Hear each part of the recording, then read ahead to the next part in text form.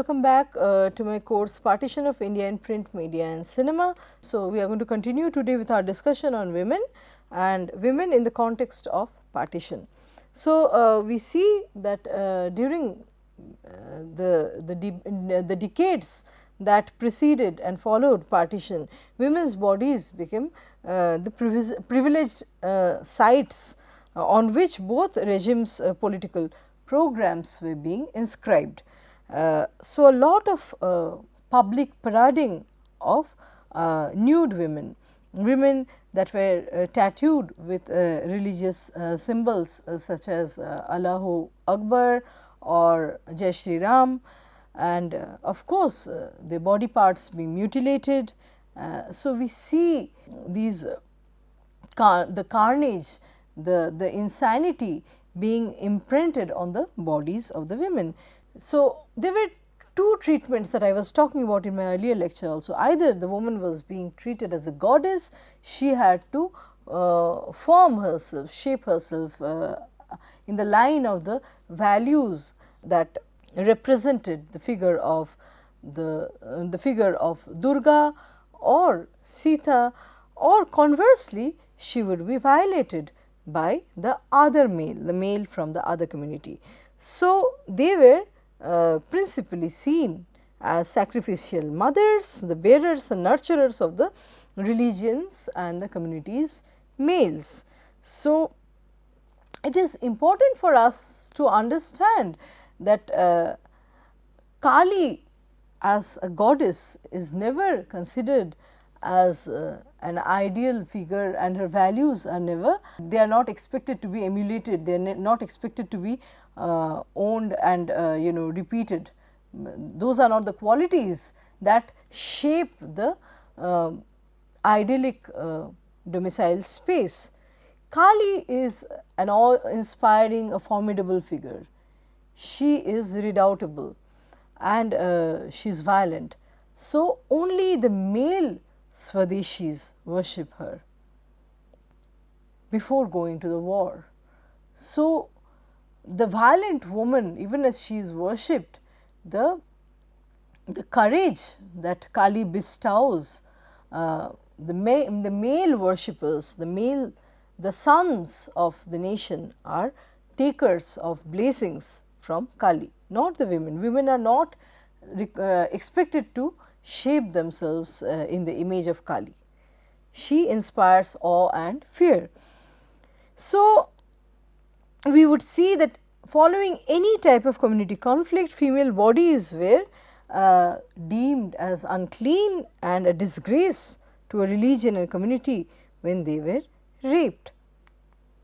So, women throughout had a great inspirational role, and yet were given a passive space within the discourse of resistance against the colonizers. So, a very passive function within the discourse against the resistance against the British Raj, against the colonizers. So, it revealed the patriarchal attitudes about women's bodies in a society. The rehabilitation, the laws that shaped the rehabilitation policies that were adopted by the government during recovery operations were also invested with these patriarchal values. They were deeply invested with the males' notions of pure and impure, and the male anxiety about the woman's body, obsession about the woman's body. So, women were particularly vulnerable, we see, when the large kafilas, the kafilas that travel from that cross the borders, and there are these huge migrations where women would be frequently kidnapped and dragged away by attackers, right. Rape of women, molestation, violation, mutilation of body parts was an indirect technique for males from one community to assault whatever was considered as sacred by the other community.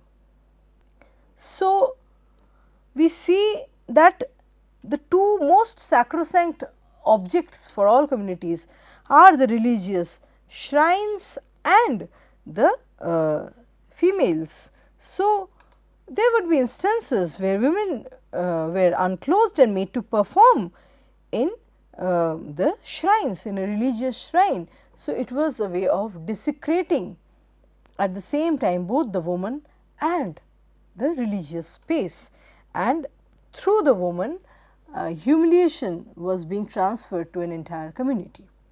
Her body became the receptacle of this insult and humiliation. So, and then the defiled body becomes a disgrace, and it is hardly espoused, taken back to the natal family. So, relatives, as we have already discussed, kill the women. They perform honor killing as a way of protecting them from an attack by a man from another religion, or once they have been violated, the relatives are extremely reluctant to take them back. So, the bodies of the women represented the purity of a community. They carried, the bodies of women carried the values, the sacred values of a community. So, they at once became a territory that ought to be conquered. Like the land, the woman was a territory that ought to be conquered. Through that body, the body also became the medium for expression of extreme male virility, of macho-ness, of fanaticism and so forth. So, the unique experiences of these women during the partition are related to the cultural construction of women, which are rooted in a gendered society. Vinadas makes some very pertinent points about language and silence. The body remembers something, but can those remembrances be effectively transcribed in words? Does a culture, a given society and a culture have expressions through which a woman's pain or her experiences can be articulated? So, can she speak outside of the cultural construction that that contains her? These are the questions that scholars observe later on. So, even though the rape occurred on large scale, most women lived with the repercussions on an individual basis, and there were no easy methods to overcome the trauma. So, according to the personal accounts of women that have suffered the brutality of partition, female bodies are associated with conceptions of home, religious communities, and so women, partition became a moment for making and unmaking of women. Women's violence is extended to understand her male kin as effeminate. So, if a woman is violated and her male kin have not been able to rescue or defend her, save her, they are rendered ineffete, effeminate, and so they are seen as incapable of protecting their women, their community and their nation. So, it is a kind of stigmatized image for males also. So, most of the studies of India's partition violence describe instances of killing and looting, but they do not categorize crimes such as mass drowning of women as violent acts. However, in fact, such acts of mass drowning are projected as valorous performances to protect one's honor and so it is linked to a woman's community and her religion. So, many women actually come out and own up that the attackers were not strangers, they were known persons, they were neighbors and acquaintances that took advantage of the general chaos that pervaded at the time of partition.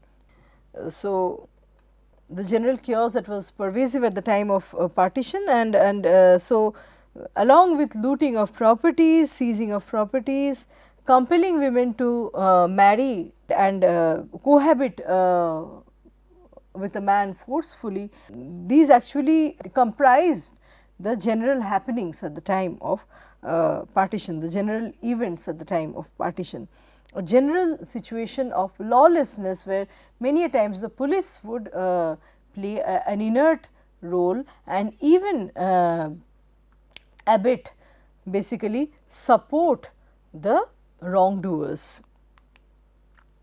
So, when talking about stigma and stereotypes around pure and impure bodies, we need to refer to Mohan Lakshmi Rajkumar, and she makes a very pertinent observation how in the face of communal atrocity, there is a kind of helplessness that the males also undergo, and there is no strict demarcation separating the victim from the aggressor. So, in one event a man may have participated in an act of molestation or rape, and in another case he is in another event he is rendered a victim's position where his own female kin are taken away in front of his eyes. So, the powerlessness of the male protectors become proportional to the vulnerability of the women. So, in most cases there were fathers and brothers, even sons, that witnessed molestation without being able to prevent such acts of rapes, abductions and murder.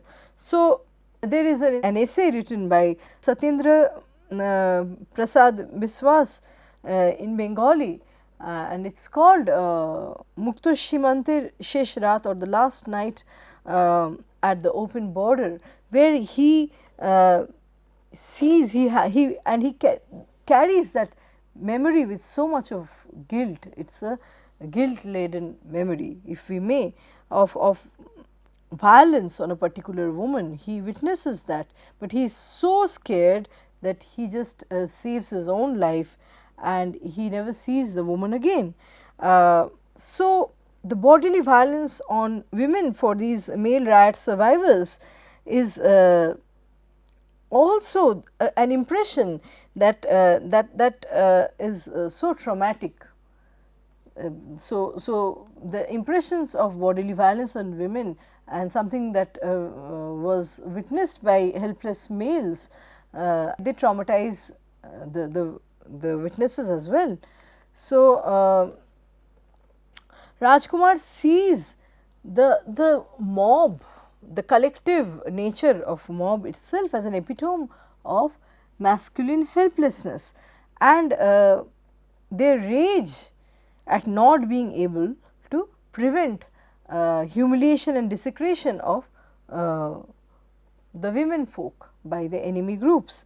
So, basically the expression of rage, the angst, the retaliation, the retaliatory acts that we see carried out by a mob through dishonoring the enemy's mothers and sisters and wives and so forth, is the only way to mending their own injury, the injury that was caused to their collective male ego. So, a mob is actually shaped, the rage of a mob is shaped by its sense of helplessness, guilt and injury to its collective male ego. And Mohanalakshmi Rajkumar explains how the status of the mothers and sisters went on to represent the female population, the entirety of the female population of a community. So, there was a point where people were ceasing to become individuals with a name, a distinct name and a distinct identity. We see in a short story by Kishan Chandar, it is called Peshawar Express, where a very quiet man, he is called Babu throughout the story. So, he is the Babu, the vegetarian Babu that the Pathans make fun of, and this man towards the end of the story becomes a murderer. So, partition is responsible for turning ordinary people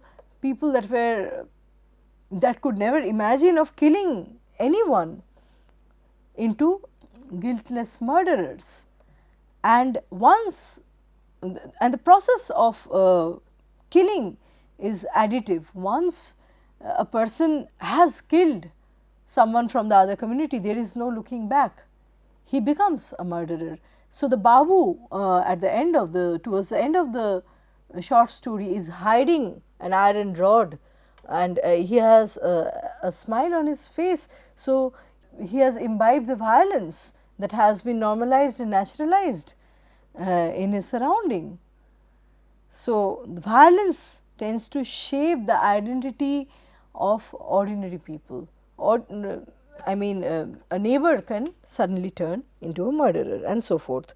So, sanity is not there, and when there is an apparent return of sanity in the post partition decades, the educated middle class socially conscious men are trying to make amends for what have happened.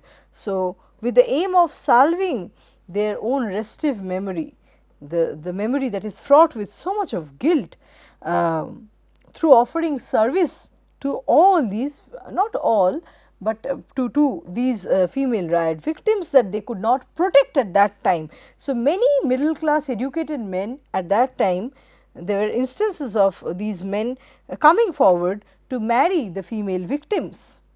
And so, because marriage at that time, according to the middle class imagination, marriage was considered as a kind of security for a woman. So, these educated males in many instances would come out and offer to marry the female victims, and in the process they would go against their families and even the traditional values. So, rather than centralizing only the woman as the game of the partition, we see in Khadija Mastur's short story that the partition violence Khadija Mastur sees the partition violence in terms of a total collapse of the protectionist ideals. So, the protectionist ideals were being endorsed, were being harbored, valued, and yet transgressed by the one and the same man. So, in one situation, if a man played the role of a rescuer, in another he was the transgressor, he was abetting a crime. So, man's position as a protector and violator would be hardly differentiable, as he primarily assumed the gender roles available within family rhetoric, seeing female citizen subjects. So, females were seen either as part of the man's self or as the other.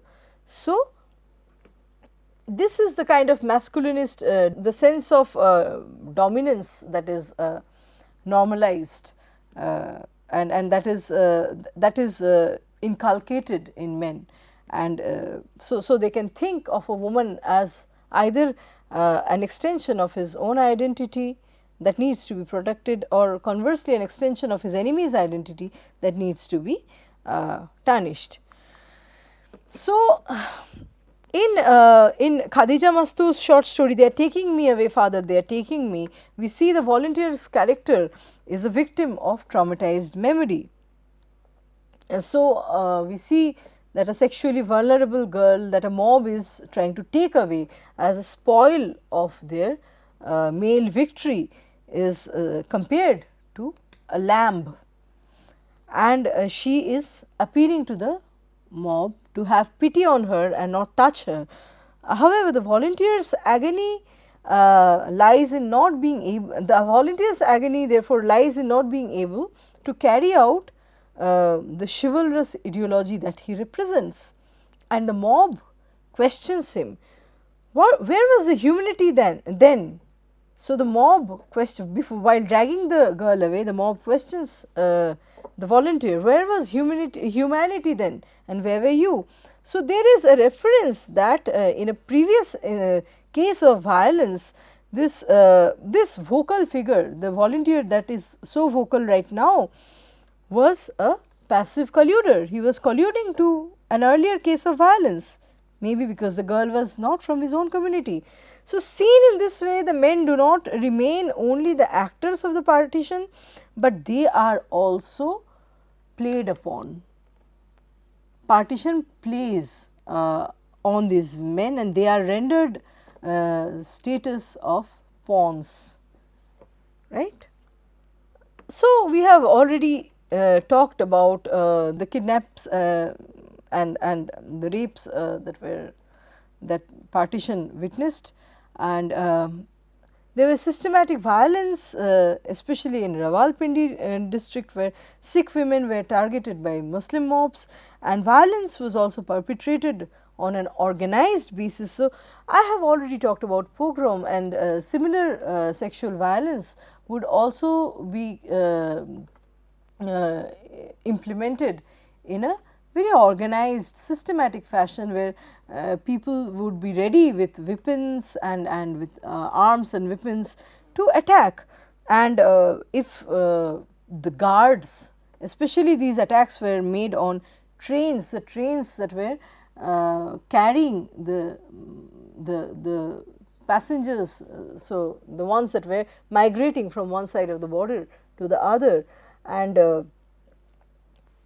we see that the guards, if the guards were from the community of the attackers, then they would, the police and the guards would hardly prevent the attackers, they would abet in that crime. So, violence, we see the case of Pathans taking away Hindu and Sikh women from refugee trains, and Sikhs and Jats also periodically took away the Muslim women. And so, the higher estimate would say that almost 1 million people were slaughtered in different parts of India. In Punjab alone, almost 6 lakhs were slain. And so, I have already talked about the nature of this fire spreading, the great Calcutta killings. So, Calcutta being avenged in Noakhali, Noakhali being avenged in Bihar, and then the fire moves to Bombay and finally to UP, and then once it reaches Punjab, in Rawalpindi, in Lahore, there is no stopping. So, Rawalpindi had been engulfed by violence for 10 days. The people were afraid of being abducted, converted, raped, and women were being rampantly impregnated by men from other religions, and Sikh families decided to kill members of their own family, primarily the women and the children, to prevent rape and abduction. So, there is this case of a man from Gurdaspur border, a village near Gurdaspur border, the man called Mangal Singh and his 2 brothers actually massacred 18 members of their family by taking them to a Gurdwara, praying for their souls and then executing them. So, these were all considered as honor killings. Similarly, Sant Raja Singh, resident of Rawalpindi's Thua Khalsa, chose to execute all the women kin, all the female kin. Raja Singh murdered his own daughter Mankaur and then several others. So, 80 women from that village, a number between 80 and 90 women in that village drowned themselves to in a bid to remain pure. So, and these chapters from partition's history are portrayed as examples of women's bravery and valor. So, we see the novel Tamas in by Visham Sahni actually piqued the interest of Punjabis, and so the topic of honor killing had come up through its projection in Tamas. This was being discussed again through Visham Sahni's artwork.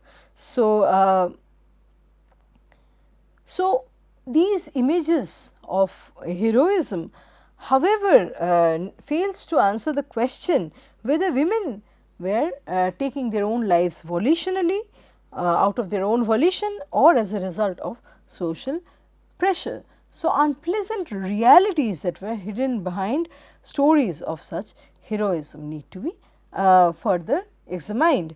So, we see several stories by Saadat Hasan Manto that talk about women being violated not only by men from the other community, but taking advantage of the general chaotic situation, men from one's own community, like we see in the story Kholdo, the return, the protectors, the volunteers actually take the girl and rape her. So, everyone is taking advantage of the general confusion that pervaded at that time. So, the person that is supposed to protect is actually initiating violations and crime. So, women actually bore a very complex position, and a kind of, I mean, on the one hand they have their agency, yet it emerges through an interplay of gendered, class and religious values. So, the sexual and gendered imagination of ethnic communities can be traced back to colonial ideology, and this is something I have already said before.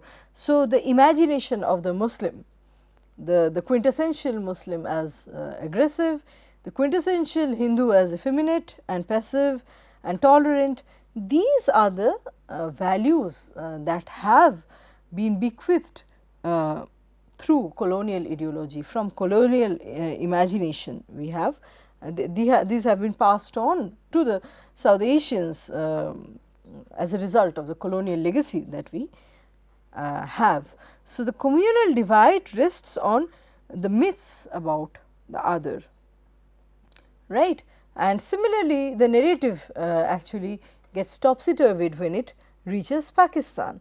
So, the values are reversed. In Pakistan, Pakistan's nationalist discourse, they are talking about the good Muslim being victimized by the bad Hindu. So, Ritu Menon talks about the focus on the body of the abducted woman in the post-partition times, and through the entire recovery mission performed by India and Pakistan. So, it is rehabilitation is apparently a humanitarian endeavor that is carried out by a welfarist paternalistic nation, yet it is a significant way to define identities and demarcate women's bodies in terms of communities, gender and their national belonging. So, women's sexuality became a focal point of arguments, of discussion. Suddenly, there was a kind of obsession around the woman's body, and so since it had been violated by abduction, transgressed by forced conversion and marriage, and exploited through illegal cohabitation and reproduction, it needed to be rescued now. And through this act of rescue, the project of rescuing the good woman would actually shape the image of the charitable, educated, modern man. That is a man that is also willing to espouse the woman as his equal partner. But this was I mean definitely the righteous talk that the leaders were doing at that time. The real situation was vastly different from the ideal that was imagined, the ideal man and his duty towards the estranged female kin. So, Kandioti actually says that the integration of women into modern nationhood epitomized by citizenship somehow follows a different trajectory from that of men. So, the question of citizenry, the question of men's visibility within the lattice of nationhood, within the operations of nationhood happen in a very different way from that of the woman. So, the claims by Hindus, Muslims and Sikhs over their own women, the women that the men thought were their own and that they could actually execute their rights on, and their children, were an indicator of how India and Pakistan formed themselves in relation to one another. So, as opposing as antagonistic entities, the two nation states, abutting nation states that shaped themselves in opposition from one another's values, the women and the children were actually appropriated in defining these oppositional meanings. And so, the way of determining and maintaining honor and restoring moral order would also be ensured through the policies centering the woman and the children, the women and the children.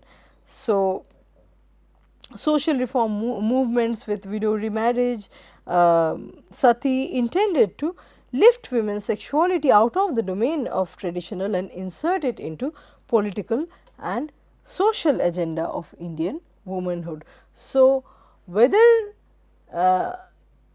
such inclusion within the political scape of the nation state was actually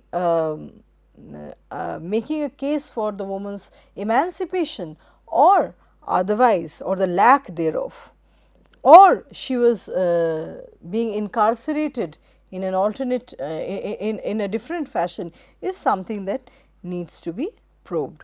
So, she was certainly moving out of the domicile space, but her inclusion within the national agenda of womanhood, was this emancipating or otherwise? Kandioti also says that wherever women serve as boundary markers between different national, ethnic and religious collectivities, their own rights are jeopardized. Women do not actually, they do not endorse their individual self that is capable of taking charge of their own future. They represent the purpose of certain masculinist forces